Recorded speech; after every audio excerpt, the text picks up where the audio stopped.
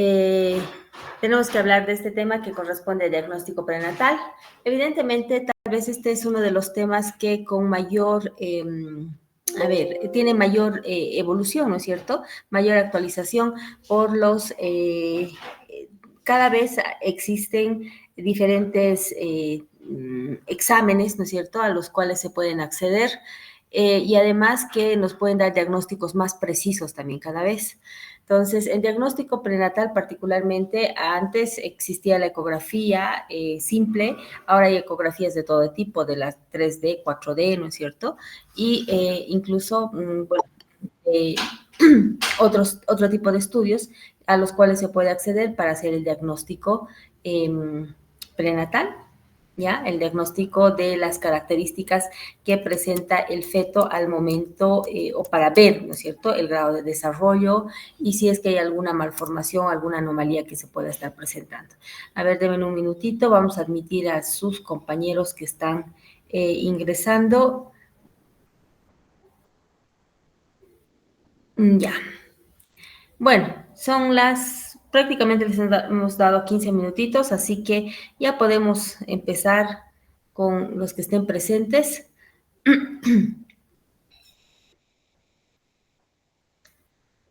A ver. Ya. Entonces, ya la anterior semana vimos toda la parte de malformaciones y hoy día tenemos que ver este tema. Cuando hablamos del diagnóstico prenatal, es muy importante que nosotros tengamos en cuenta que nos va a servir todos los métodos diagnósticos que vamos a ir mencionando para hacer una evaluación ya del crecimiento, del desarrollo, del crecimiento y primero del diagnóstico de embarazo, ¿no es cierto? Después del crecimiento del embrión, el crecimiento y desarrollo del feto, donde dentro del útero se ha implantado el embrión, el desarrollo de la placenta, ¿no es cierto?, dónde ha desarrollado la placenta y evidentemente para hacer el diagnóstico de la edad gestacional es importante para nosotros ver esto y con la ecografía tranquilamente podemos acceder a estos datos, ¿ya? Entonces, al margen de todo lo que les acabo de mencionar, también está el hecho de que existan estos laboratorios o este diagnóstico prenatal, este tema, para mencionarles que gracias a esto también vamos a poder detectar alteraciones, ¿no es cierto?, del desarrollo, anomalías del desarrollo, principalmente anatómicas, ¿no es cierto?, morfológicas, porque las funcionales ya un poco eso se ve después del nacimiento y se puede manifestar mucho más adelante. También es importante que tengamos en cuenta aquí que se puede detectar el embarazo de riesgo, ¿no es cierto?, por diferentes por diferentes situaciones, por el desarrollo de la placenta, por la ubicación o por el lugar donde se ha implantado el embrión dentro del útero, entonces se pueden detectar situaciones de riesgo, pero también nos sirven para hacer estudios a pesar de que podamos ver nosotros de embarazo de alto riesgo, ¿no? En diferentes situaciones, en mujeres que tienen edad avanzada durante el embarazo, en mujeres que puedan tener o familias que puedan tener antecedentes de un recién nacido anterior, ¿no es cierto?, o un feto anterior que haya presentado alguna malformación, alguna anomalía. ¿Ya? Entonces, todos estos laboratorios o estos estudios nos van a servir para esto. Tenemos que tomar en cuenta, por lo menos en su libro está descrito, la ecografía, el análisis de suero materno, la amniocentesis, el muestreo de vellosidades coriónicas. Estas técnicas también se las puede utilizar combinadas para hacer los diagnósticos que estamos mencionando, ¿no es cierto?, o que acabamos de mencionar. Bien, entonces, tal vez el método diagnóstico o el método diagnóstico prenatal que más frecuentemente se utiliza es lo que nosotros conocemos como la ecografía o la ultrasonografía. Es tal vez de los principales métodos que se utilizan para la evaluación del feto y del embarazo, evidentemente porque hay disponibilidad, ¿no es cierto?, amplia no es que hay en un solo lugar o se tienen que hacer peripecias para conseguir una ecografía. Hay de diferentes costos, ¿no es cierto? Diferentes calidades. Como estamos mencionando también, el costo es relativamente bajo con relación pues al resto de los estudios que se podrían realizar. Y lo otro es que carece de efectos adversos. ¿Qué quiere decir eso? Que se puede hacer 1, 2, 3 ecografías durante la gestación o incluso más, ya, pero no hay que exagerar tampoco. Sin que esto, por la exposición, ¿no es cierto?, a este diagnóstico, haya algún perjuicio en el desarrollo para la mamá o para el feto, ¿ya? Entonces, y además es un método no invasivo, ¿no es cierto? Entonces, no hay ningún peligro de realizar. Cuando se realiza una ecografía, ¿qué es lo que nosotros estamos buscando analizar o ver? Podemos apreciar durante una ecografía, primero el saco coriónico y su contenido. ¿Eso qué va a hacer? Que durante las primeras etapas, primeras semanas de la gestación, nos dé diagnóstico de embarazo. ¿Ya? Otro, también vamos a apreciar dónde se ha implantado el saco gestacional o dónde se está desarrollando dentro del útero y eso nos va a permitir, ¿no es cierto?, ver si es que, por ejemplo, no va a ocluir el cervix uterino o no está sobre el cervix uterino. Evidentemente, al encontrar o al ver el saco coriónico, vamos a identificar si se está desarrollando el embarazo dentro de la cavidad uterina y si no es así, ¿no es cierto? Entonces tendremos que buscar dentro de la cavidad abdominal y también se puede establecer si es que hay un embarazo ectópico, es una de las características que tenemos que apreciar. Y para esto también nos sirve la ecografía. El tamaño de la placenta y del feto. Esto para determinar con exactitud y con la mayor precisión posible la edad gestacional.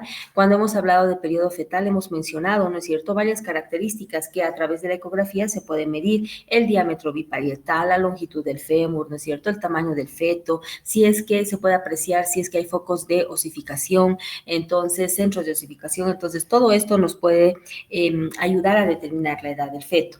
Pero también nos va a ayudar, ¿no es cierto?, a ver si es que hay un embarazo, si el embarazo es único o es múltiple. Es muy importante saberlo, ¿ya?, para estar prevenidos y además para brindar la atención adecuada a la mamá.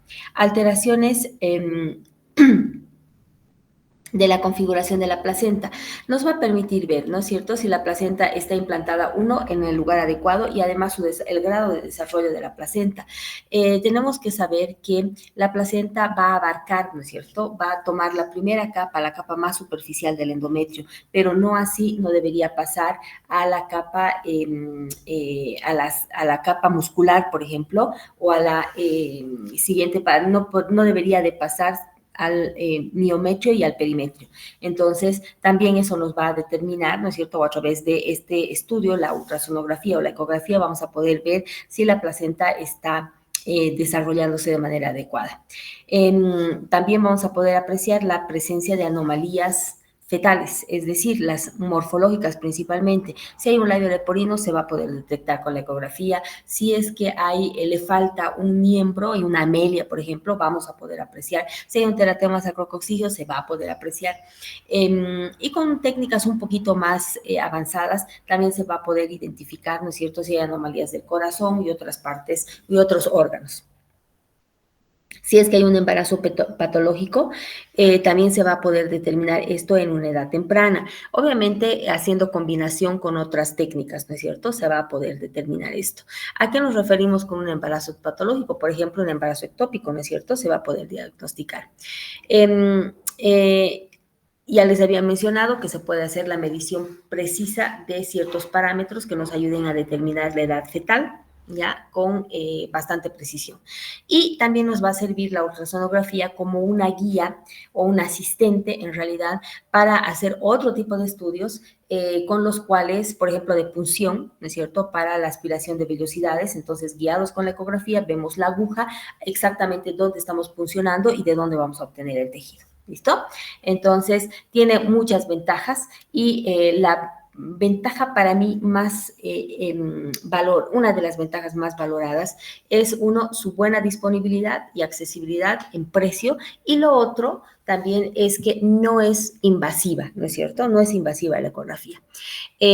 Simplemente se pone un gel sobre la barriguita de la mamá, ¿no es cierto? Y el transductor para observar.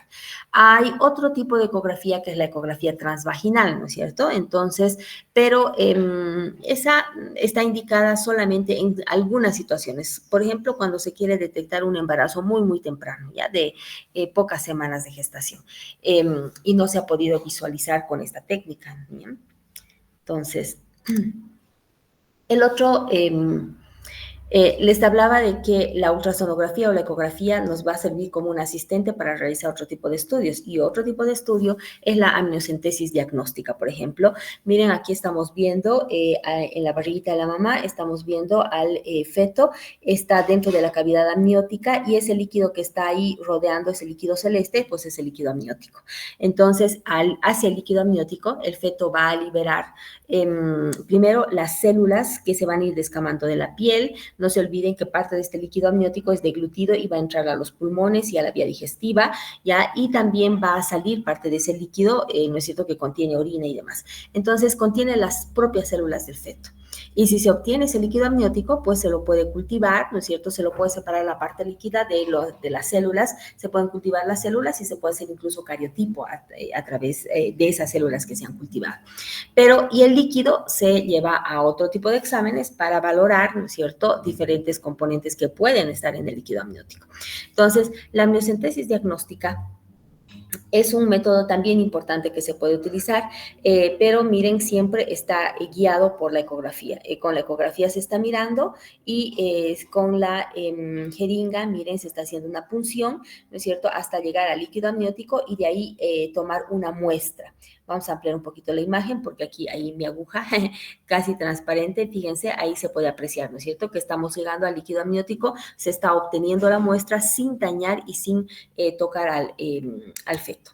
Entonces, para eso también nos sirve la ultrasonografía o la ecografía, aunque ahora estamos hablando de las amniocentesis. Este procedimiento, como ya están viendo, sí es invasivo, ¿ya? Y se puede realizar entre la semana 15, bueno, se puede con seguridad, y a esto me refiero, para evitar daño al feto y a la mamá, ¿no es cierto? Entonces podemos realizarlo entre la semana 15 a la semana 18 de gestación.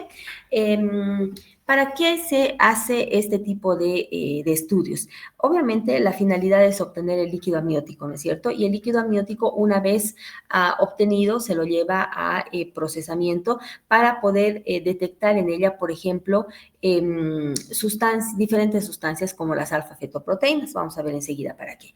Miren, que una vez que se ha llegado hasta el líquido amniótico a través de esta punción, lo que se hace es obtener entre 15 a 20 ml de líquido, y ya les he dicho, de ese líquido se separan las células que se puede llevar a cultivo y después hacer cariotipo en esas células u otro tipo de estudios, y la parte líquida para que también se pueda llevar al laboratorio, ¿no es cierto?, y detectar ciertos componentes, como por ejemplo las alfa-fetoproteínas que les estaba mencionando, ¿no es cierto? Estas sustancias, las alfa-fetoproteínas, son producidas normalmente por el hígado del feto, y entonces van a estar en el líquido amniótico, sí o sí van a estar en el líquido amniótico. Pero ¿qué es lo que nosotros queremos? Es detectar si están muy elevadas las alfa-fetoproteínas. Es probable que haya, no es probable, es casi con un 95% de certeza, un diagnóstico que hay alteraciones del desarrollo del tubo neural. ¿Ya? Estamos hablando de una espina bífida, ¿no es cierto?, o de una anencefalia. Y cuando están extremadamente bajas las alfa-fetoproteínas, también con un cierto porcentaje de certeza, casi un 95%, estamos frente a una trisomía.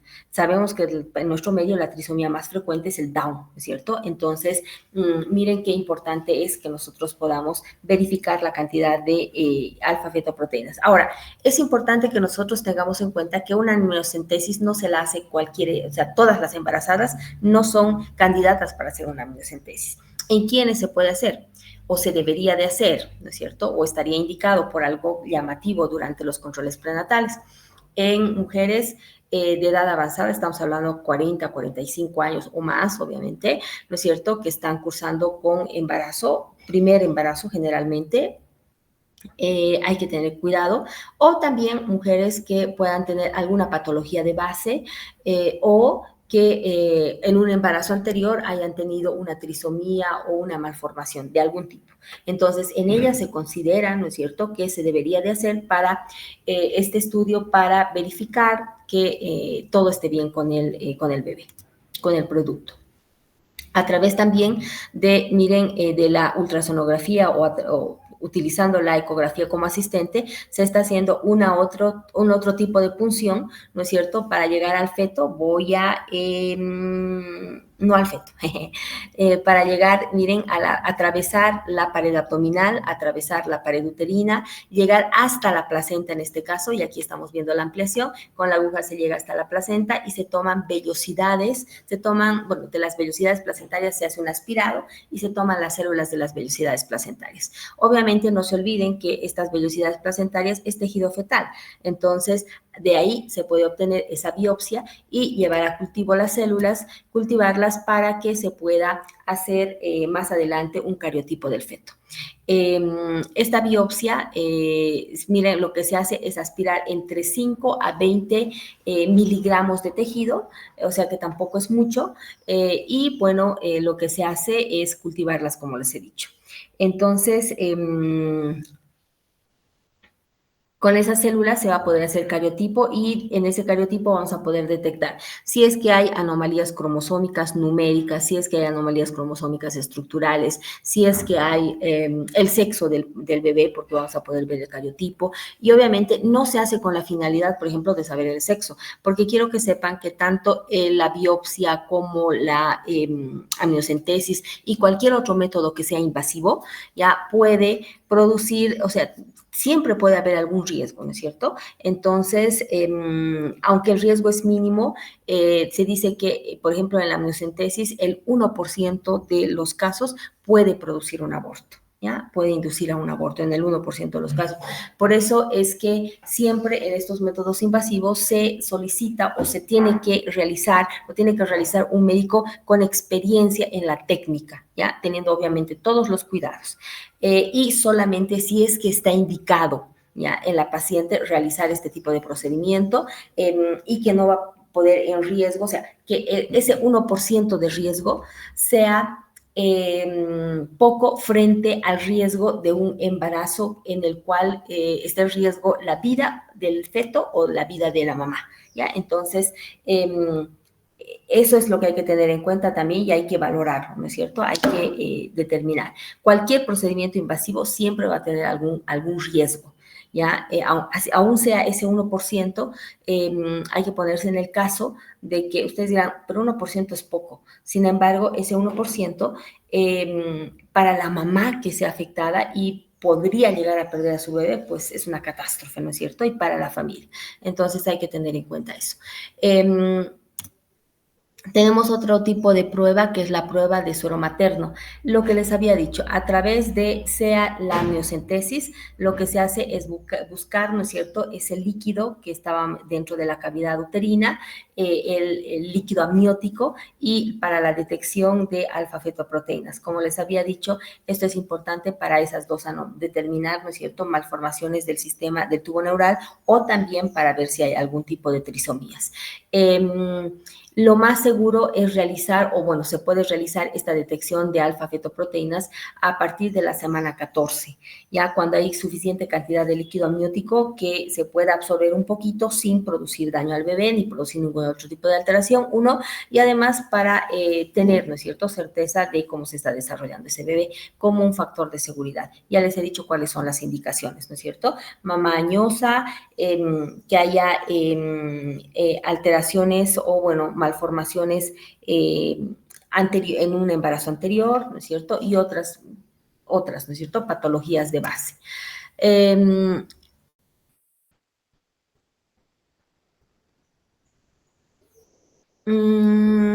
Ya. Cuando hablamos de estos estudios para la detección de alteraciones prenatales y además estudios no invasivos, es muy importante también recordar, ¿no es cierto?, que existen otros métodos que se podrían utilizar sin, como hemos dicho, hacer una punción, ¿no es cierto?, para obtener o vellosidades coriales, como aquí en este caso, o en la biopsia de vellosidades coriales, o como la amniocentesis. Hay otros métodos disponibles que nos están mencionando ahora, y estos métodos, por ejemplo, nos pueden ayudar a aislar células fetales, y si aislamos células fetales nos van a ayudar a acceder, ¿no es cierto?, al ADN de ese nuevo individuo. Para hacer cualquier otro tipo de estudio, ustedes saben que si llegamos al ADN y podemos hacer un cariotipo, pues vamos a poder detectar prácticamente todo y predecir qué enfermedad incluso va a poder tener a futuro o tiene la tendencia a tener a futuro. ¿Ya?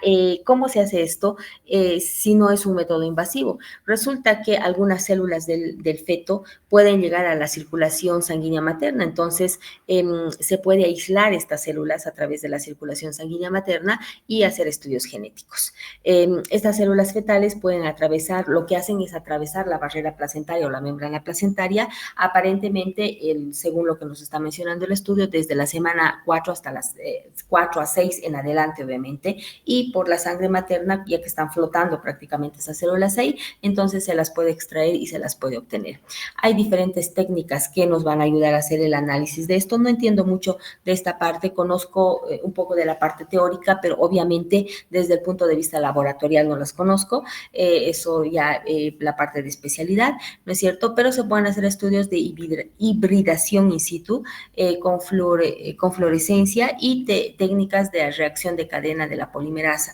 Ya ustedes van a ver esto un poco en segundo año, a qué se refiere un poco la técnica, pero no específicamente para este aislamiento de células y para este tipo de estudio, pero estas dos técnicas se van a familiarizar un poco de la parte general, así como ya la conozco, en microbiología en segundo año.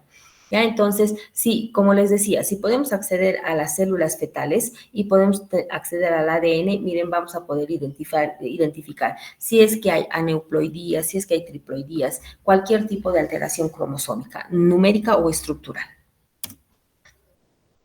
Con relación, a ver, estos estudios o la accesibilidad a estos estudios también nos permite hacer no solamente diagnóstico en el feto, sino también se puede utilizar como técnicas de tratamiento fetal. Por ejemplo, están las transfusiones, y es que se puede hacer tratamiento de los casos de anemia fetal, por ejemplo, cuando guiados por la ultrasonografía, o sea, otra vez por la ecografía, miren, están haciendo una punción ya a través de la pared abdominal de la mamá, tratar de llegar, no tratar de llegar, llegar hasta el cordón umbilical, hacer una punción a nivel de la vena del cordón umbilical y por esa vía hacer la transfusión.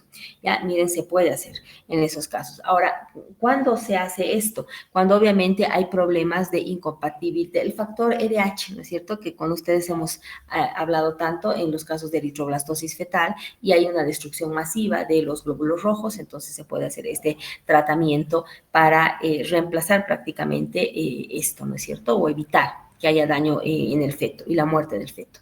Se puede, por estas vías, por esta vía que estamos apreciando en la imagen, se puede hacer otro tipo de tratamientos, por ejemplo, tratamiento farmacológico directamente al feto.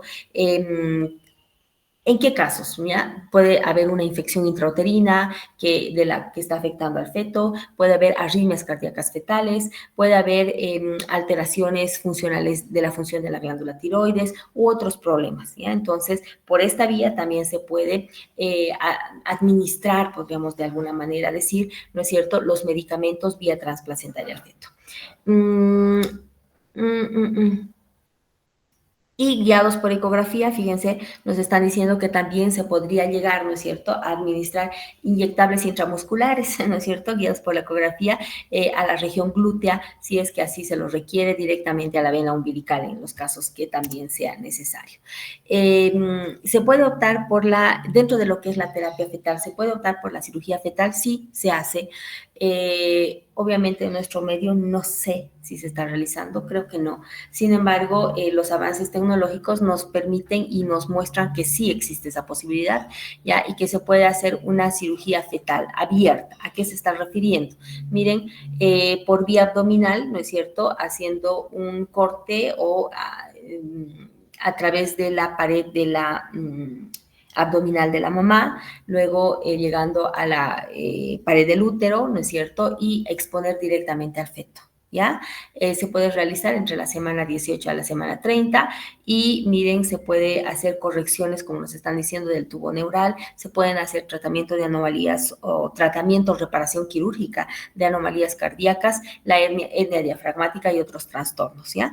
Entonces, obviamente es de riesgo, pero aquí hay que poner en la balanza siempre, ¿no es cierto? Si es más arriesgado hacer la técnica, la cirugía, o es más arriesgado, ¿no es cierto?, no hacer ningún tipo de intervención y en ese caso, pues, una pérdida tanto del feto y en algunos casos incluso de la mamá, ¿no es cierto? Ahora, ¿cuáles pueden ser las complicaciones más importantes cuando se hace una cirugía fetal? Pues evidentemente es que produzca, ¿no es cierto?, como un efecto secundario, se adelante el parto y haya un recién nacido prematuro. Pero incluso en esos casos se estará, ¿no es cierto?, realizando algún tipo de prevención para que si se diera un nacimiento prematuro, entonces con ciertos factores de seguridad. Se puede hacer cirugía a través de la fetoscopía, como están viendo ustedes aquí. Miren, se puede insertar un catéter, un trocar, dependiendo de la técnica que se esté trabajando, ¿no es cierto?, a través o por vía abdominal de la mamá, atravesando la pared abdominal, obviamente, la pared uterina, y miren, se está viendo, ¿no es cierto?, al feto y a través de esta técnica se pueden realizar diferentes tratamientos. Como están viendo, se puede hacer colocación de tratamiento de brida amniótica, ¿no es cierto? Ayer con mis estudiantes veíamos la amputación de los miembros superiores e inferiores, de las extremidades de la parte distal de los miembros, por brida amniótica y otros casos más, ¿no? En los fetitos que tenemos en el laboratorio. Entonces, si se detecta, ¿no es cierto?, y todavía hay un embarazo que no está a término y se detecta brida amniótica por esta técnica, se podría hacer tratamiento de esto. También se pueden, por esta técnica, miren, eliminar vasos sanguíneos anormales que estarían produciendo transfusión fetal, ¿no es cierto?, de una placenta a otra cuando tenemos gemelos. También se puede reparar las hernias diafragmáticas, nos dicen. Claro, es simplemente hacer como una especie de sutura, ¿no es cierto?, en la parte que no se ha formado. ¿Se acuerdan de la hernia diafragmática congénita?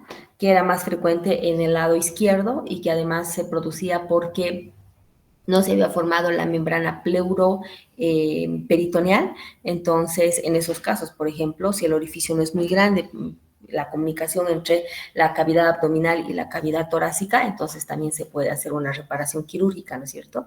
Entonces, eso nos están mencionando. Trasplante de células troncales y terapia génica también se puede realizar.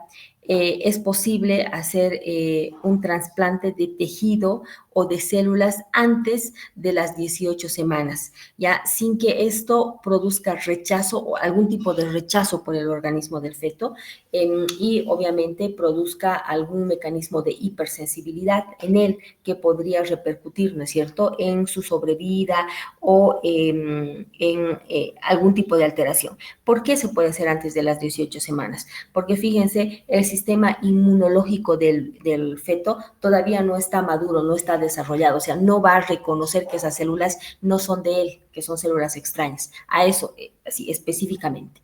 Esto ustedes lo van a ver con mucha más solidez, ¿no es cierto?, en el tema de sistema linfático en histología. Ahí van a ver las reacciones de hipersensibilidad, la inmunidad, cómo se desarrolla, pero en el feto, miren, hasta las 18 semanas con seguridad se podría hacer este tipo de tratamientos.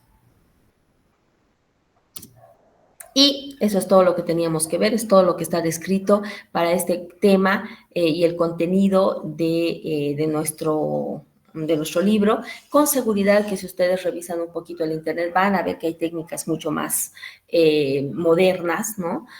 Sin embargo, esto es lo que nosotros tenemos para para trabajar hasta el día de hoy. Y con eso, jóvenes, no sé si ustedes tengan alguna pregunta al respecto de este tema, del contenido que hemos visto para el día de hoy. No sé si tendrían alguna pregunta, me gustaría escucharlos.